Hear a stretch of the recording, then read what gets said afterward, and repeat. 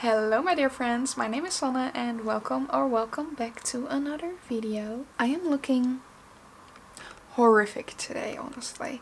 It is, currently, yesterday it was 38 degrees Celsius in the Netherlands, which is something that does not happen often and the Netherlands is not built for. So it was extremely warm and humid, and basically every time you went outside it felt like you were toasting. But then the thing is, my room is not well isolated. It's horrible. It was a steady 30 degrees Celsius the entire night. It's like a sauna in here. It's crazy. Right now outside it's colder. Today it was 34 degrees outside. That's why I look like this. Like, I am sweaty. I am warm. I do not like being here. Anyway, it's way too warm. That's why I look like this. If you hear any background noises, it's because I leave my balcony door open because if I close all the doors, it gets so warm inside this room. It's literally unbearable. So I keep the door open so there's at least like some fresh air coming in. It rained outside, so it's cooler now. I have a really refreshing drink over here with a snack. I have some longans and longan juice. When we were in Thailand last year, I bought longan juice basically everywhere I could get it because it's so good. And you get the longans on top and it's so refreshing with the ice, and it was so nice. So when my mother-in-law found a can of like canned longans, she bought me them so I could have them. So I made like a drink. I just took the syrup from the can, added some water and ice to it to dilute it, and then I added some longans on top. So it's almost as good as in Thailand. Longans are like big lychees, by the way. So I have a refreshing drink. There's cool air coming inside my room, so I feel like I am mentally ready to film. And since it is currently July 2nd, the start of the second half of the year, I thought it would be nice to do my half-yearly book review, or like what I read in the past half year. That's what we're doing today. I don't have any physical books here, even if I've read the physical book. I am in a really weird moving situation right now, and basically every single book that I read, I moved to my parents' place, so it's out of the way and I can decide later on what I want to do with it. Also, basically all my books are gone now anyway. Basically all of them are at my parents' place. Sadly, no books to show you, but I will show you the covers. I have my laptop here. I'm just gonna do a little something so we can get some stats, because maybe that's fun. So I have so far this year read 19 books, which is less than I have wanted to read for my reading goal. My reading goal for this year was to read 52 books, like one for every week, because last year I did like 56. So, you know, should be doable for me, but I always also had some like very weird times this year, so, and definitely some reading slumps. So yeah, I read 19 books. 9 of those were physical books and 10 of those were ebooks. I didn't read any audiobooks yet this year. The goal for me this year was to read more of my physical books. So like a 50-50 split between ebook and physical is nice. I think that's way better than what I did last year. I read a total of 6,781 pages, which comes down to an average page count of 356.9. I read one ARC and one beta reading book, which is also a part of, like, I did read 19 books, but that beta reading that I did, it was 1,100 pages, so that counts as like at least 3 books in my brain, you know, over 20. I also read, how many? 3 books out of my 2025 TBR. But I kind of did change my TBR, sort of, because I went from just choosing the books that I wanted to read to like, ooh, I want to read more of my physical books, like halfway through this, like a few months in. So I don't know if I'm gonna get to my entire 2025 TBR, but I also don't mind if I don't, basically. I have an average rating of 3.63, which is quite low, honestly, so I'm not having the best reading year so far yet, but I've been enjoying myself. I've rated most of the books 4 stars and I have one star, so we'll get to that in a bit. So as usual, I just go through everything that I've read in chronological order, like when I read the book. So we'll start in January. Hope I still remember something about the book. And then we'll move to what I read basically last week. So let's get into it. So the first book I finished in 2025 was Miracle on Fifth Avenue by Sarah Morgan, which is from Manhattan with Love, I think that's what it's called, series. It's a series of standalone romance novels, and I basically just chose this one because it was Christmassy and I wanted to read a Christmassy book. I need to remember because I read 2 out of the 6 books in that series, so I need to remember what this one was about. So this is the 3rd book in the series. Okay, so this is about a girl who lives in, like, all of these books happen in New York, and she lives in New York and she works as, I think, basically a professional decorator.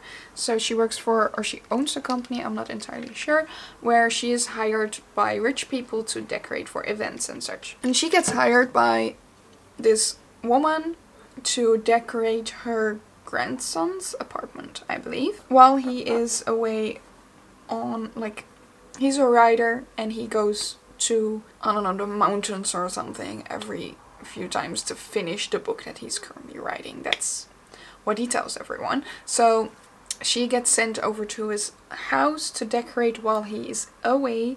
But then what happens? Oh my god. He's not gone.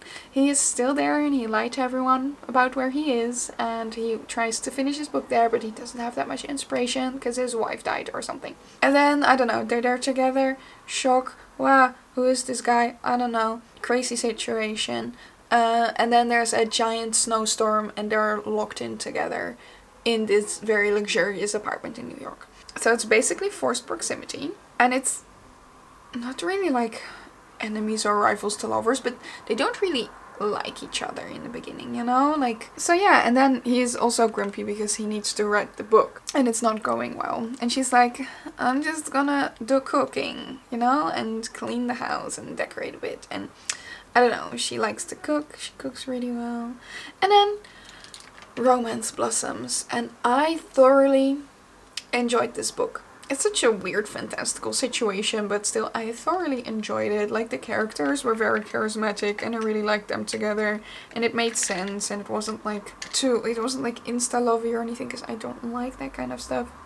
Thoroughly enjoyed that one. I think I gave it 4 stars. Yes, I did. 4 stars. Yes, so next I read The Knight, the Lady and the Lion, an Arthurian romance by Monica Booth, which is a novella. It's about 100 pages. I don't know if you recognize Monica Booth from other of my videos. I have done a lot of videos about her books, basically, because I did a full series where I did makeup inspired by her books and then kind of ranted about the book and what I didn't like about it. The thing with her is, I don't necessarily always enjoy the decisions she makes in the plot, but I do enjoy her writing, and her books are quite fun, honestly. I read most of her books so far. So I also wanted to read this because I do love me some mythological, historical tellings and such, so something that's like Arthurian, very fun. Anyway, this one, I think I gave it 3 stars. It was fine. It was very short, but also the writing was therefore very short. We didn't go into much depth. I do feel like it was very much in the style of like a more old-timey book or something, so it did fit it, but I don't know. I didn't enjoy it as much as her other books. It went a bit like, ooh, quick, oh, we're done. So I was a bit confused at times. Then next we have Krampus the Yule Lord by Brom. I was still very much in my wintry, I need to read, like, still Christmassy. I wanted to read this one at Christmas time, but I just didn't get to it yet, so I was like, I'm just gonna read it anyway. I really enjoyed the other one by Brom, Slowfoot. That one was great. So I was expecting something similar for this one, but then it was like completely, totally the other thing. So it was very different. But I did enjoy it. So this is about Krampus, the Yule Lord. And it's basically being told from his perspective. Like, he wants to go back into the world and take over Christmas again, because Santa Claus is an evil, evil man. And I don't know, it was so ridiculous, but it's fun. I had a really great time with this one. And it's just, I don't know, a bit gory at times and such, but I thought it was very fun. It was a bit long though, but very fun, so I gave it 4 stars. Next up I read Moonlight Over Manhattan, which is from that same series from Sarah Morgan. So this is book 6 in the series, and this is again a wintry book. So like I said, I was still in my wintry era. It was still January. So I read this one, and this one, I don't remember what this one is about very much. So this book is about Harriet, and Harriet is a dog sitter, and she is at the beginning of the book dog sitting for someone, but when she arrives at the place to like walk the dog, feed the dog, there is someone else there. A man. Ooh. From this on, basically, he is supposed to look after the dog because it's his sister's dog. But then Harriet is like, oh my god, I see how you take care of this dog. You cannot do this. So I will move in and dog sit this entire week inside the house and care for the dogs. It's basically the forced proximity thing again, but it's kind of less well done than in the other book. And what I also did not like about it is that I didn't really like the male main character, because basically the first time he meets Harriet and the dog, like the dog does something, he gets so angry at the dog and then redirects all of that anger at Harriet, and it's like so aggressive. And I would say that's like a major red flag. Like if you react like that, that's not okay. I think the thing was that like the dog got into the pasta, like the dried pasta or something, so there's pasta. I'm not even sure what it was anymore, but he was like so irrationally angry to the point that Harriet got so scared that her stutter came back that she hasn't had for years. And I'm like, I do not like that one single bit. I did like the wintry vibes. I liked Harriet as a character a lot. I liked the other characters. I just didn't like Ethan, the male main character. And there were loads of dogs in it, which is also nice. So that was nice. It's a bit of a slow burn romance-wise, but then everything happens in basically the last 100 pages and then a lot suddenly happens. So, I don't know. Could have... like, it didn't need to end like that, I guess. And one thing that I didn't like, apparently, is that they were having conversations, but the conversations basically felt like interviews. Like, they were talking, and then she was asking him a question, and he would give an answer, and then she would respond to that with like, oh, and then another question. I don't know, for some reason it didn't read like natural conversation at all. It definitely read like she was interviewing him or something. So, I don't know. I wasn't a fan of this book, but it's also the 6th book in the series, so I feel like everything before that may be better, so I'm definitely still reading the rest of the series because I did like the other one a lot. I still gave it a 3.5, but I'll round it down. So I guess I gave it 3.5 stars. Then next up I read Bad Dreams in the Night by Adam Ellis, who is a comic artist. So this is a graphic novel and it's horror, and I thoroughly enjoyed it. Like, I've been a fan of Adam for a long time. I've been following his Instagram for a long time and like seeing everything that he posts on there. So it felt very natural to read this book for me. I gave it 4 stars. It's just a bunch of short horror comics basically, and some of them are better than the others, but I don't know. None of them are like actually very scary to me, but I do enjoy them and I do enjoy the concepts that he comes up with, and I enjoy his art style a lot. I think it's very fun. So I just had a good time with that. Cool. So 4 stars for that one. My voice is not doing great today. So next up I read This Is How You Lose the Time War by Amal El-Motar and Max Gladstone, which was a bit of a shorter book because I was really needing some shorter books for some reason. This one, stunning, beautiful. Oh, I loved it so much. It didn't give me the 5-star feels, but we were getting close to those, you know? I thought that was an absolutely stunning book. Even like, okay, so what is it about? Let me discuss that first. So this is a bit of like a sci-fi-esque story.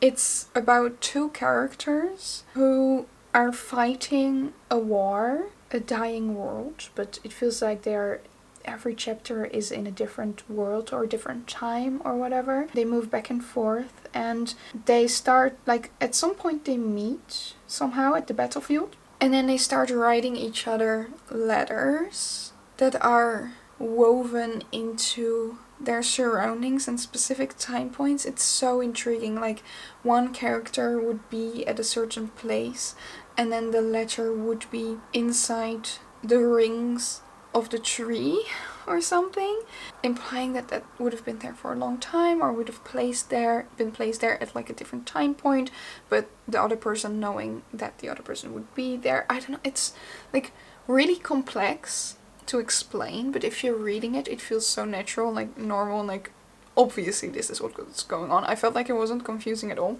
but the writing in this book is so stunning. I don't know, this is one of, like, you keep reading like I don't know, the writing was just so beautiful, and like so much emotion and impact in such a short novella. So I don't know, I really thoroughly enjoyed that. Some points a bit confusing because it was so short, and it is a tiny bit of a complex sci-fi story, so you don't have time to explain everything, you know. So it was sometimes a tiny bit confusing, but thoroughly enjoyed that. It was a beautiful book. So yeah, I gave it 4 stars. 4 stars. Would definitely recommend. It was absolutely stunning. Then next up, I read one of my physical books that I still had, which is Junji Ito's Cat Diary. I was already reading something else at this point that I will talk about after, the beta read, which was so long that I was like, I just need something in between that I can read in one evening. So I read Junji Ito's Cat Diary, which is, I don't know if you know Junji Ito. Junji Ito is a horror manga artist, and I love his manga. They are great. They're such an intriguing style of horror, like body horror, and I don't know, the weird things that man comes up with, insane, but amazing. I love his books a lot. So this is a book that he wrote extra. It's not really a horror book. It's just about the story of how and when they got their 2 cats and the weird stuff that happened with their cats, like fun stories. So it's a few chapters, and every chapter is like a short story in itself. But somehow he still makes it kind of like creepy, or he puts like a creepy element into it. Like one of these cats he thinks is haunted, and then he draws them a little bit weird, and it's so intriguing and fun. It was such a fun little read, and I'm just a big fan of his art style. So yeah, I gave that one 4 stars. And then I finally finished my beta read. So this took me a month, I think. It was 1100 pages. So this is Claw of Silver by Juke ter Horst. She's a friend of mine. She needed some beta readers for her book, and I signed up because she was writing a cool fantasy book and I wanted to read it anyway. It was so fun. I had a great time. Like, it didn't feel like it was 1100 pages, but it definitely was 1100 pages, and it took me way too long to read. Really proud of her. Great writing, great fun book. Had a great time with it. You can follow her on Instagram on any updates on her books as well, because you should. Her writing is really enjoyable. This book, Claw of Silver, it's the first book in a series, and it's about like a parallel universe where there's dragons, and like people that are dragons. They transform into dragons. And there's loads of chaotic stuff, and it's like a whole quest, and they lose track of each other, and it's so much, and so much is happening, and there's so many fun characters, and I just enjoy that very much. But if you want more information on her books, and she's currently writing the 2nd book as well, I'll link her Instagram down below as well, so you can check that out. But yeah, that took basically a month of my life, and for some reason after that I started reading another book that was 640 pages. I don't know why I did that. I read For Whom the Bell Tolls by J.C. Lin. This is a book written by, J.C. Lin, she is a TikToker, and she has this TikTok series about, basically it's like a skit series about a woman who gets sent to hell and then takes over, or not, she doesn't get sent to hell, like she goes to heaven, but she takes over customer service in hell, and she helps the demons out with customer service, and basically that is how the book starts. And at first I was like, I don't know, like how much will you be able to do with that concept in a book? But I feel like she did quite well with that. There were loads of aspects in the book that I did enjoy. And then, of course, there's a hot-ass demon. Romance. I did like the book. I liked the writing a lot. It was very fast-paced. I didn't really feel like it was 600 pages. It was a pretty thick book though. I feel like a book like this about something shouldn't be this thick, you know? Two major things that I didn't really like about the book that I think are more rooted in personal preferences and such, not really like something that's inherently bad or anything. First of all, it is a spicy book, which I don't mind. I like me some spicy books every once in a while. The thing is that this main character just makes like really inappropriate sexual jokes to new people that she met for the first time. Which I feel like is really weird, and it weirds me out. But then I'm like, and I just read over it like it's fine. So I didn't really vibe with that. It's not the worst thing, I just didn't really like that. So it was like inherently at some points very sexual, where I felt like it wasn't really appropriate to be sexual. And then what I did not like about, well, there is one major thing that I didn't like at the end of the book that I just remembered. Like, I discussed this book with my friend a few days ago because we read this as a little book club thing, and then we didn't really discuss in depth. We were just like, we liked the book, fine. But I just remembered this part that I didn't like. So this is at the end. This is a big major spoiler. So if you do not want to hear this, please skip to the timestamp on the screen. Please do it now if you still want to read it and you don't want spoilers. So I'm hoping by now you have clicked away and you're further up in the video. Yes? Okay, spoiler, quick spoiler. The issue is she is now basically married to a demon and she still wants children, but throughout her life she never was able to get children because she died too young and she never had a relationship like that. And now she is in heaven. She cannot get children because she's in heaven, and humans cannot have children in heaven. Demons can get children, humans can't. And they also cannot have children together. This is a big thing throughout the book where she discusses this, like basically how she's dealing with the pain of basically being infertile. That's how you can describe it. Like, she cannot get children even though she wants it. And then she adopts this little child that gets into heaven. So basically that's her child. I feel like it should have ended there. Like, oh my god, they're a family together, there's the child, she's married to the demon, it's just the three of them, they're a perfect little family. And even though the struggle with infertility is bugging her and it hurts, but like that's a real struggle for people. There's no solution for that, you know? So I feel like it would have been nice if she not really, but like sort of accepted that and accepted that this is their weird but perfect little family in its own way. But suddenly at the end of the book she is able to become a permanent resident of heaven instead of ever reincarnating again, which means she now gets the opportunity to have children. So basically her infertility is lifted like that. So I feel like that was a bit sad. It could have been such a nice statement, because now it feels like also people who deal with infertility could maybe like relate to how she feels in this book, but then for her it just gets solved, which infertility doesn't get solved, you know? So, okay, spoiler over. Anyway, so I thought it was a fine book. Didn't entirely enjoy the ending and some like tiny things in it, but I gave it 4 stars. Then next up, I read Tomorrow and Tomorrow and Tomorrow by Gabrielle Zevin. I will not talk about this too much. Did I give it? Oh, I gave the last book 3.5 stars. Let me adjust. 3.5. This one will not give too much, I believe. This woman is a Zionist. Please correct me if I'm wrong. This book is about 2 people who make a video game together. And basically their relationship and their careers throughout the years. It was enjoyable enough, a bit slow at times. I gave it 4 stars. Will not put any more attention to this book. Next up, I read Emily Wilde's Encyclopedia of Fairies by Heather Fawcett. And this book is so up my alley. It's about Emily Wilde, who is a scientist who studies fairies. So in this book, she goes to basically to Iceland, into like a village where she knows no one, and she hides in like a hut, and she tries to study the fairies there for her new like research paper and book and such. And This is in like, it feels like late 1800s or something. I don't know what year, but we're definitely not in modern times. And then when she's there, her colleague Wendell Bumblebee, her colleague, suddenly joins her because he was worried that she would be too alone there.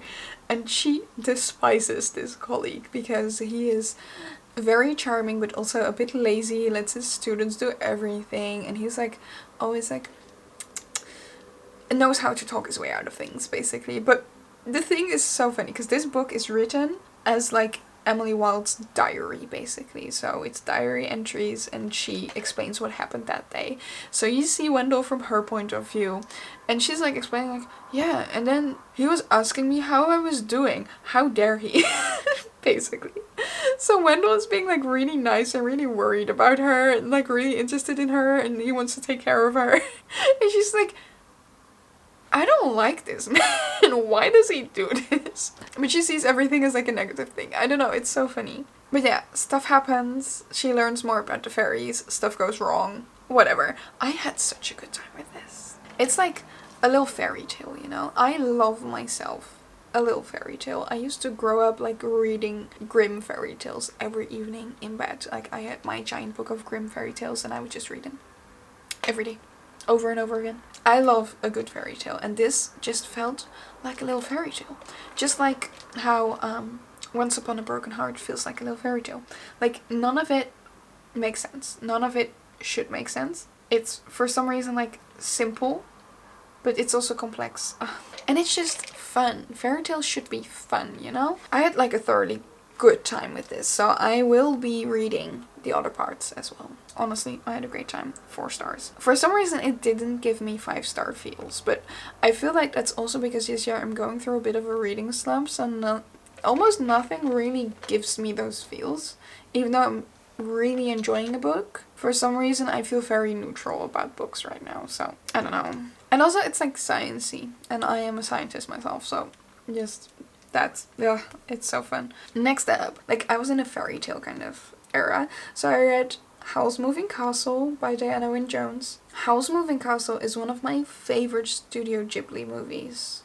And this book, like it's based on this book, but the book is quite different in a lot of aspects, but again, it's like a little fairy tale. Like nothing should make sense, and it just feels so dainty and fun, even though there's like deeper, darker things going on in the background, but it's just so enjoyable and fun and adorable, and I love Howl's Moving Castle so much. And the writing in this is just so enjoyable and fun, and I love this book, and I just love having the visuals of the movie in my brain, but then also like having this sort of new aspect from the book. And basically when I finished it, I was immediately like, I need to read this again, and even now when I'm explaining it, I was like, I need to read this again. So for who doesn't know the movie or the story, this is about a wizard named Howl who has his moving castle, and a hat maker named Sophie, and Sophie gets cursed by a witch to turn into an old lady. So that basically allowed for her to leave her life that she wasn't really entirely happy with, because she was like, I need to find that wizard, maybe he can help me make me young again, basically. So she goes out to find the wizard, and she finds the moving castle, and she basically infiltrates and just claims her spot, because she's like, I'm an old woman now. People kind of let old people do anything, so I'm just gonna be doing whatever the fuck I want because I'm an old person. People just will accept. So she's like involving herself in everyone's life, and especially in Howl's life, and they build up this whole relationship basically, and it's beautiful. And then it turns out there's like stuff going on with that witch, and the king, and I think his brother or son or something is missing, and there's like some dramatic, darker stuff going on in the background. But I had such a good time with this book. 5 stars. This is my only 5-star read so far this year, but I thoroughly enjoyed this one. I feel like reading it again, just because it's also so quick to read and so easy, and the writing is beautiful, so I'm just like, I'll just grab the book, read it again. Then next up, I read The Ghost Merchant by Ben Andrews. I read this as an ARC. Is the book out now? Oh no, it will actually be out this week, so maybe by the time this video goes up it will be out. This is about a shop that sells souls of dead people. But it's kind of specific about like not all souls get sold there. It's always based on like contracts or deals someone made. So if someone in their life made a deal with the shop, their soul would get sold after they die or something. And basically the use of it is that souls can basically work as ghosts and they can help people out either with company, or at one point in the book they're using one soul as like a detective, like he can basically infiltrate and eavesdrop on all the conversations and such. That's the concept of the store. And then what happens is that one soul arrives and she proves to be a bit different than all the other souls. She feels a bit stronger, more stubborn. Yeah, basically you get this cast of characters like souls, and then the shopkeeper, the ghost merchant, and then this new soul, and they start up this whole like relationship, learning about each other, but then also, I don't know, you have some side plots and everything comes together a bit. There's a witch as well. Always great. The new soul gets taken on as an apprentice to the ghost merchant, and she learns all the habits and traits, and you learn more about all the different characters. I thought like the character part of this book was so good. Like all the characters had very vivid backstories and personalities to me, and I thoroughly enjoyed that. The plot was also good. I just felt like it moved really fast. It's like it's supposed to be like a big climactic scene where something happens and then in 2 sentences it's done. That's how the book felt to me. So I feel like it was a bit fast. I had honestly a really, really great time with it. So, and it was a bit, because it was a bit fast, it was also a quick read. So I was really glad to be reading something that would move a bit faster, and that I wasn't getting stuck in, because I was starting like 7 different books, and every single book that I started I was getting stuck in. So yeah, this was definitely a good book for me to read. I really enjoyed it. I gave it 4 stars. Then next I read The Housemaid by Frida McFadden, because I was looking for a quick-paced thriller. Like I said, I was really in a reading slump after all of those really thick books. The fairy tales are kind of pulling me out of it, but I was still struggling. I needed like fast-paced stuff. So I was like, why not read like a fast-paced thriller? I love me a good thriller. I haven't read a thriller really this year. I just read the Krampus book, which was a horror, and then Junji Ito, but everything else was either fantasy or romance or contemporary. I didn't really read any thrillers yet, so I was like, I want to read a thriller. My mom read The Housemaid and the other 3 books in the series the week before. She was like, really good, you should read it. So I was like, sure, I'll take it. So The Housemaid is about a woman who literally goes to work as a housemaid for a rich couple, but the woman in the couple, when she hires her, she's like really nice, but then weird stuff starts happening and the woman starts treating her like really poorly. She's like, I don't know what's going on over here, and there seems to be some shady stuff going. So basically I feel like that's all you need to know, because then it's just a fast-paced thriller. You'll get through it so easily. I understand why people are a big fan of Frida McFadden. The way she writes is just so quick and to the point, but still like enjoyable. You get to think about it. I did catch most of the plot twist before, so I wasn't entirely too shocked, but I did enjoy the story and everything that happened with it, and also just the fast-paced writing was great. I had a really good time. 4 stars. The next I read, this is like the moment where I was like, I need to get through my physical books, because I bought so many like secondhand books. I bought so many. So at this point I was like, I just need to get through these books. So I started reading 5 Feet Apart by Rachel Lippincott, which is a book that's based on the movie 5 Feet Apart. It's not the other way around. The book is based on the movie. I'd never seen the movie, but I thought, it's like a YA thing. So I was like, it's gonna be fine, I'll just read it. I read it fast-paced enough for me to get through it. It was fine. It was enjoyable enough, but I'm getting too old for these kinds of stories, because this 17-year-old girl was ready to throw her entire life away at 17 for an 18-year-old chap that she met a week and a half ago. and literally like throw her life away. Like this was a life or death situation. Like she could either live 3 more years or live 30 more years, which is still not a lot, but like that's a lot of years to just be throwing away for a guy you've met a week and a half ago. The ending was so dramatic, like exactly probably what I would have enjoyed when I was 14 and I should have read this. By now I was just laughing about how ridiculous it was, basically. So wasn't entirely for me. I might probably be getting too old for YA books at this point, which I didn't think that was a point that I would reach. I am 25, so maybe at a certain point you get there, but I can usually enjoy a lot of different stories, even YA ones, so I was like, should be fine. But not this one, I guess. So 5 Feet Apart, I give it 3 stars because it was enjoyable enough. There was nothing entirely wrong with it, it just wasn't for me. So 5 Feet Apart is about 2 kids who have cystic fibrosis. So that is in itself a pretty sad premise, but this is about 2 kids. They go to the same hospital at a certain point.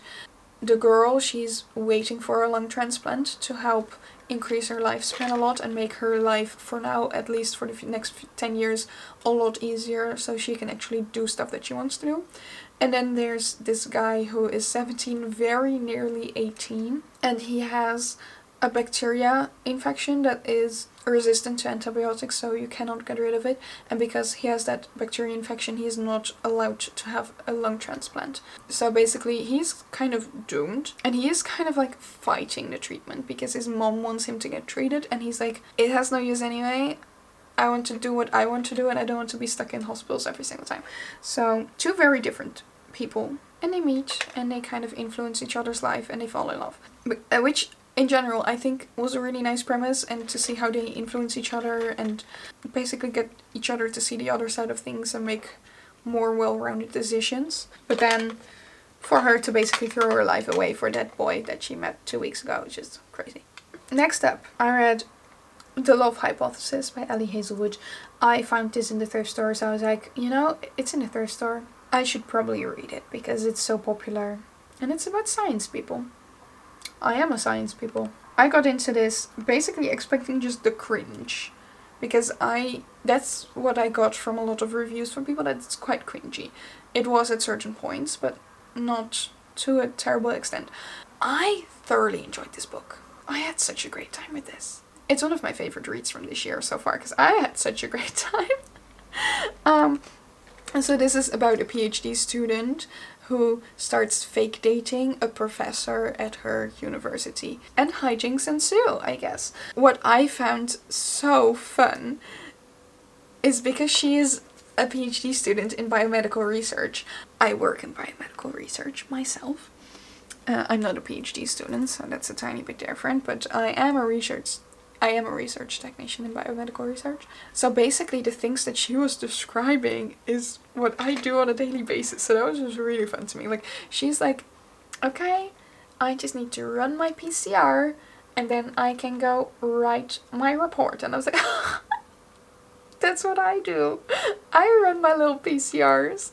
So that just made me really excited. Like, I don't know, just seeing all of that incorporated into it was really fun to me. This is like completely the world that I know, that I am in daily. So that was just really fun to me because you don't really read about that in books a lot. So I thought it was extremely fun. And honestly, the romance was pretty good as well. So I was kicking my little feet at times. 4.5 stars. Wasn't a 5-star. Just didn't give me those feels. I thoroughly enjoyed the book. Very fun. The next I read Cat About Town by Kate Conte. Kate Conte. Conte? Oh, it's not even a real name. Her real name is Liz Mugavero. It's a pseudonym. Cool. Okay. Anyway, so Cat About Town by Kate Conte. This is about a little island and a murder happens. Crazy. But there is also stray cats. Yeah? That's about it. And that's all I have to say about it. It's a cozy murder mystery and then there's cats. It says it's about a cat cafe, but the cat cafe doesn't really happen until book 2. Just so you know. But there is stray cats and very cute adorable cats in this book, and a murder that needs to be solved. So very fun. I thought it was very enjoyable, a bit fast at times maybe, so I think I gave it 3.5. Yes, 3.5 stars. There's 2 books left. We're getting into the worst books of the year so far. Because first I read Marked by PC Cast and Kristen Cast. This is the House of Night series. It has like 14 books or something. My dad's colleague got rid of a bunch of vampire novels. There were like 60 books in total. And my dad was just like, don't take them to the thrift store. My daughter wants them. So I'm like, sure, I'll take all of the vampire books. I love vampire books. So I started reading the first book in the House of Night series just to see if this was a series that I wanted to keep or that I wanted to also bring to a thrift store or whatever. So I read the first book, which is Marked, and that book is about a girl in high school who gets marked by a vampire, which basically means that you are now turning into a vampire and you need to immediately get to the vampire school because otherwise you'll die. And you'll get like this half moon mark or something on your face. But then she also almost sort of dies, and then she has a meeting with the vampire goddess, I don't know, and her mark gets colored in. And usually with fledglings, is what they call them, vampires do not get a colored in mark until they're like fully a vampire after they graduate high school, basically. She's like special, obviously, because the main character needs to be special, you know? She gets to the school and then she meets the hottest boy in school and she kind of has a thing for him and he obviously has a thing for her. And then she meets the school bully and she is a mean girl, but obviously she's the ex from the hottest guy in the school. She meets new friends, but then this main character was so insufferable. Because every single thing that wasn't exactly like her was horrible. Like, there were so many mean words. Like, I can handle some cursing and whatever, but it was just mean for no reason. Like, she was complaining about the emo look, about the goth look. Then she was like, I'm gonna wear some nice makeup and it's not gonna be giant eyeliner like those loser girls. What? Where did that come from? And then every girl who has kissed more than one boy is a slut and a hoe. Those 2 words were used way too often in that book. But then also other words like shit she doesn't use. She uses poopy.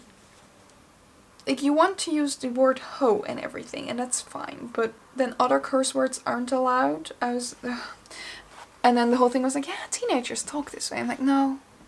No, they do not. I'm pretty sure they don't. And basically everything that wasn't entirely like her was wrong and loser and horrible and lazy and whatever. And like, even the girl who will turn out to be her best friend, the first time she meets her, she is making fun of her in her brain. Like, oh yeah, this is the first girl that's being nice to me. But yeah, she does seem like a bit like, you know, she's a farmer's girl, but like a really negative thing. Like, and then obviously she is totally insufferable, but we're supposed to root for her because she's gonna take down the school bully. And obviously she has all the powers that have never ever ever been seen before. And she is amazing. And then she starts dating the hottest guy in school or whatever. It's so... At first I felt like I was reading Mean Girls, but then for vampires. And then it got worse and worse. I don't know. It just wasn't for me. So I gave it 1 star because it was... The writing was horrific as well. I will quote one line. Or that's not necessarily quote because I don't have it here. But I have remembered it because... I laughed my ass off because I will say I did have a good time with this book because I was laughing so hard the entire time at how absolutely ridiculous the writing is. The quote, like at a certain point she goes to classes and whatever and she for the first time meets and the first time she ever sees a male adult vampire and she's like, oh, he doesn't look anything like I expected him to look like, you know? But then she says... I was expecting or imagining someone tall, dangerous and handsome. Like Vin Diesel. I don't know, I feel like there are so many famous men that you can describe as tall, dangerous and handsome, and Vin Diesel is not one that would pop to mind for me. I would say someone like Lee Pace, for example. Tall, dangerous, bit dark looking, handsome. You know, he's also like actually tall, because he's 195 or something. That's a tall man. Vin Diesel is the same height as my boyfriend, and my boyfriend is, I think, average Dutch height or even lower. He's not a very, very tall man. He's taller than me, but he's not a very tall man. So, I don't know, in my brain that's not tall, but maybe that's the Dutch person in me talking, because I have been surrounded by very tall people my entire life. But yeah, I don't know, I feel like Vin Diesel is the last person that I would use as an example there. So yeah, I was laughing my ass off the entire time that I read this book, so that's why I still gave it a star. One singular one. And then the final book that I read, that I just finished this week, that I also thought was bad, was Good Girl Complex by Elle Kennedy.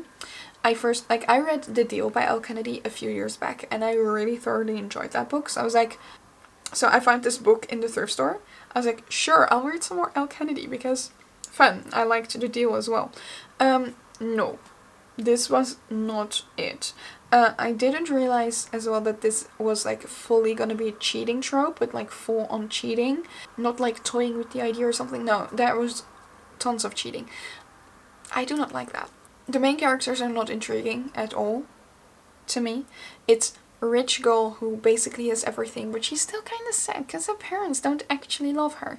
And then poor boy who is a bad boy but also poor. But also bad boy basically just means extremely grumpy guy with tattoos and anger problems. So, I don't know, is that truly a bad boy, or is that just someone who needs to get to anger management? I don't know. And then they meet, but the thing is, this happens in like the second chapter. They meet because he goes to flirt with her because he made a pact with their friends, with his friends. Okay, we'll roll back a bit. The girl is dating a boy, a rich boy. So those two are together. But the rich boy is an asshole. That she doesn't know that he's an asshole, which I feel like he should have noticed at some point, I guess. But he is an asshole, and he made sure that the bad guy got fired from his bartending job. So bad guy, angry, upset, tired, sad. Bad guy makes pact with friends that he will humiliate the rich guy by stealing his girlfriend. But it's written in such a way that it's like the girlfriend is an object. It belongs to the rich guy, so we can use that to embarrass the rich guy. So the writing is entirely like, we're just gonna use her and we really don't care what she feels like. So that's how they meet, because he goes up to flirt with her. Which also, immediately, I felt like, oh my god, why? Because she's, according to herself, happily inside in a relationship. And this guy walks up to her and literally says, I will make a bet with you that within 1 hour we'll walk outside of this bar together. Who says that? I don't know, I got the ick right there, right then. Oh, even before, when he was explaining that he was gonna use her as an object, basically. But yeah, they start dating, sort of. They become friends, but then she cheats on her boyfriend. But then the boyfriend also cheats, so, you know, it's fine. I don't like cheating tropes. I shouldn't read them. So yeah, I don't know. The writing was not great. The characters were, first of all, boring. And not very likable. I mean, they sort of had chemistry, that was it. I was truly hate reading this book. Like, I was like, I just need to finish it. I also really wanted to know if they were gonna do exactly what I expected them to do. Like, and they did. Yes, very predictable. So yeah, I gave that 2 stars. It wasn't as bad as marked, but it was still really bad, so didn't like that. Anyway, that's it. That's it so far. Oh my god, finally. So yeah, we're not really keeping up with my reading goals so far this year, but I am still reading. That's all that matters, I guess. That's it. Those are all the books that I read in 2025 so far. I will do another video at the end of 2025 to do the second half of the year, obviously. I do hope my reading improves a bit. Like, I get more fun books, but we'll see. I'm gonna try to get through a lot of my physical TBR, basically. That was it. If you read any of these books, please let me know, because I want to chat about them. Because I like chatting about books, but I don't know anyone else who read these books, so. Yeah, also tell me, what are your reading plans? Like, what are you wanting to read in the next month? I'm still looking for my 5-star reads this year, you know, so I need some recommendations or ideas or whatever, so please. If you enjoyed this video, please give it a thumbs up, subscribe to my channel if you want to see more from me. If you want to see even more from me, my Instagram is linked down below, where I share all of my creative makeup looks, so you can check that out as well. And that's gonna be it for me today. I want to thank you for watching, and I'll see you next time. Toodles!